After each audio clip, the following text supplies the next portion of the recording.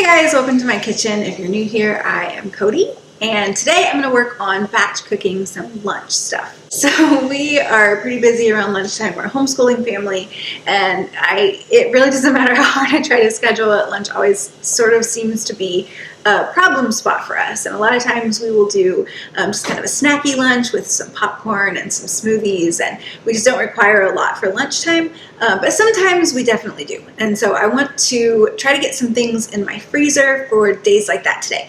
So that is what I'm going to work on, and I'm going to take you guys along with me for that. The first recipe that I am going to work on are going to be beef and bean burritos. And I'm going to let my Instant Pot do most of the heavy lifting for this one. So I'm going to start out with just a pound of frozen hamburger meat. I got those right on my freezer, opened it up, and I'm sticking it in here. And I'm going to turn it on the saute setting and put my lid on, and I'm going to let my beef brown in this pot. Browning it in the Instant Pot is going to give me all of that extra just brown meat flavor in my burritos, and that is going to make them that much more delicious.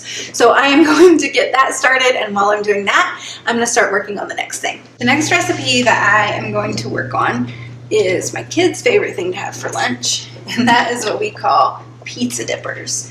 So I am just right now I'm getting started on my basic white bread recipe. This is something that I feel like I've made a million times on this channel, but I think it's probably because I use this recipe almost daily in my house. There's so many things that you can do just with a basic white bread recipe.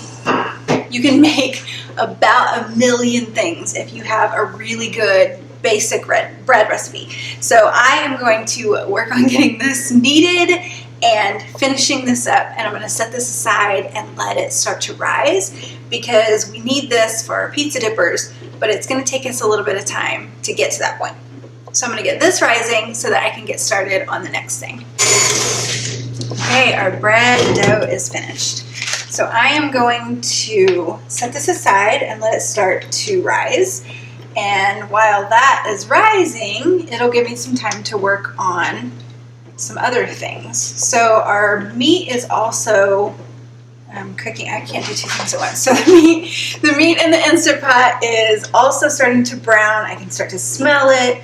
It smells really good. You want to make sure that you keep an eye on that though, because that saute function gets super, super hot. So it can burn your meat really quickly, and we definitely don't want that. We don't want burned meat, but I also don't want any like scorched bits on the bottom, because I'm cooking the beans in there. So whatever flavor we get in there with the meat, that flavor is going to stay in with our burritos. So I want to be really cautious with that. So I am keeping a close eye on that. In the meantime, I'm going to get the rest of my stuff together for the burritos so that when the meat is finished, we can get those going really quickly. So the meat is still cooking. One of the things I do make sure and do, because these are for burritos and I don't want to have like big chunks of meat in that, is while I am cooking it, I make sure and like chop it up really good with, if you have a meat chopper, you can do that, or just use like the edge of a metal spoon or something. That works really well too. But then while I have that going, I'm going to go ahead and get this stuff together for the actual beans. So I buy my beans in bulk, so I do make sure and measure them out, because you want to make sure you have the right amount of water to the right amount of beans. Otherwise, you might run out of liquid, or at the end you might end up with way too much liquid, and you just don't want to do that. So I have a pound of pinto beans, and to that I am going to pull out some of those vegetables that I found when I was reorganizing my freezer. So I like to have chopped onion in my freezer all the time. It just makes it easier so that I don't have to chop up an onion. So I'm going to add, about what would be equivalent to about a half of an onion right now. Also going to go ahead and add some garlic to that.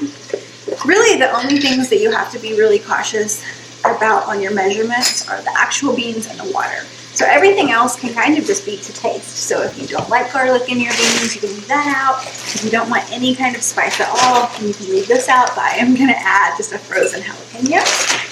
I'm going to go ahead and add just a dash of pepper, some fat jalapenos in there. Just going to add a little bit of a kick to it, nothing too crazy. I have heard a lot of people say you can't add salt to your beans while they're cooking, and maybe that is true, but I do it every time, and I don't seem to have a problem with it. So I'm going to add about half a teaspoon of salt I'm gonna add a teaspoon of ground cumin and a teaspoon of chili powder.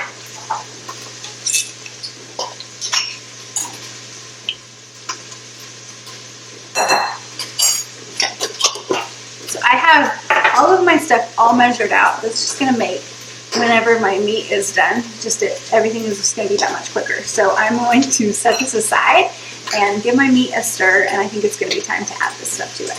So I just wanted to show you guys the level of like brownness that I have. I guess you can see brown bits at the bottom, and this is about the size that I am trying to get my ground beef to. So everything looks pretty good in there. So I am going to turn off the saute setting. If you don't use the saute setting on your Instant Pot, you are missing out. Okay, so the next thing that I'm gonna do is add my beans and all of those other things that I measured out, and my water. So if you've soaked your beans, which you absolutely can do, then you would add 4 cups of water. But I did not soak my beans because just didn't have enough forethought to do that this time. And honestly, if I'm totally honest, I never really soak my beans. I don't know. I don't need to, so I'm not going to. So we have everything in. I'm gonna turn my pressure cooker on for 30 minutes. I'm gonna let it come up to temperature, cook for the 30 minutes, and then I am going to let it do a natural release. So in the end, it's gonna take me about an hour to get these beans from dried to completely cooked, which is one of the things I love so much about an Instant Pot. The last thing that I'm gonna work on for our lunches today are going to be some brats. So if your family doesn't eat brats, these are just sausages, and they are really, really good if you are cooking like a camp out. But they are very simple to cook. So I am actually going to cook 2 packages right now. I like to have them already cooked in my refrigerator or in my freezer because they are really delicious, but they do take a little bit of time. I'm gonna get as many as I can fit in my pan, and let's see if I can see if I can squeeze them all in here. I also don't really have a problem with overcrowding it. In fact, I like to have a lot in my pan, and you will see why at the end of the cooking process. There we go. It's pretty good. So I got 2 whole packages in there, which is great. So before I turn my heat on, if you watched my video where I cooked bacon, this is actually how I kind of learned, I guess, how to do that. So the first thing that I'm going to do is almost completely cover those brats. You don't need a ton of water in there, but you do want to almost completely cover them. So I'm going to put my lid on, but I'm actually going to kind of stick it over to the side. I want to keep a lot of the heat in, but I don't want to keep all of the evaporation in. I do want that water to evaporate out. So the water is going to actually cook them, and then that water is all going to evaporate. And once they're all cooked, then we can brown the outside of them. I am going to let that sit right now, and I'm going to check on the bread. Okay, so my bread dough has finished rising, and it looks super pretty. If they made a candle of yeast bread, I swear I wouldn't burn it because I don't love candles, but I would spend a lot of time at the store smelling it. So I am going to use string cheese for this. Now this string cheese I actually just got right out of my freezer. If this is a recipe that I were going to make, which I do often, make it and then go ahead and cook it instead of putting it in my freezer, I always use frozen string cheese. This is a very important note for this recipe. If you do not use frozen string cheese, then the cheese inside the pizza dippers are going to melt before all of the outside bread part is cooked, and it will ooze out and it will be delicious because brown cheese is delicious, but it is going to be a big mess. So I always keep packages of string cheese in my freezer. First of all, because they freeze and defrost really well. It doesn't change the texture, but also because I use it for this recipe. So I am going to go ahead and open all of my string cheeses so that whenever I get to the next part, these will all be ready to go.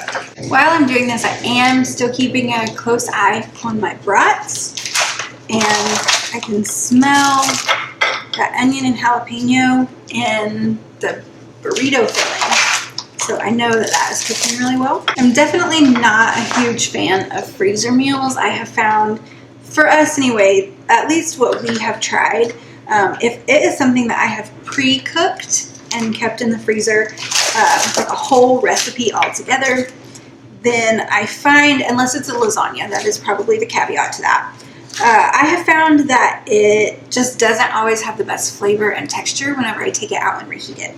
And so I don't love to do like casseroles or anything like that to freeze. But I do love to do things like this, where I can go ahead and make maybe parts of a recipe or ingredients that I can go ahead and cook ahead of time and freeze.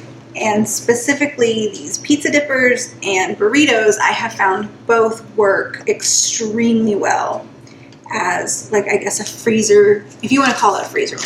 They kind of work as a freezer meal. Okay, so I have all of my string cheeses depackaged, and now I'm going to take my bread dough, and this I am going to split into 12 equal pieces. If you go ahead and split your dough in the very beginning, then you're way more likely to have like equal size portions. So that's what I always do.